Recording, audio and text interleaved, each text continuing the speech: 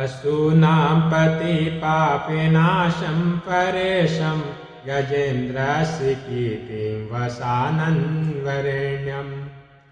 जटाजूटमध्ये पुराङ्गी निवारिं महादेवमेकं स्मरारिं महेशं सुरेशं सुरारातिनाशं विभु विश्वनाथं विभूतङ्गभूषं विरूपाक्षमिन्दर्पितिहेतनेत्रं सदानन्दमीळे प्रभु पञ्चवक्त्रम् गिरीशं गणेशं गले नीलवर्णं गोविन्दाधिरूढं गौडादित्यरूपम् भवं भास्वरं भस्मनाभूषिताङ्गं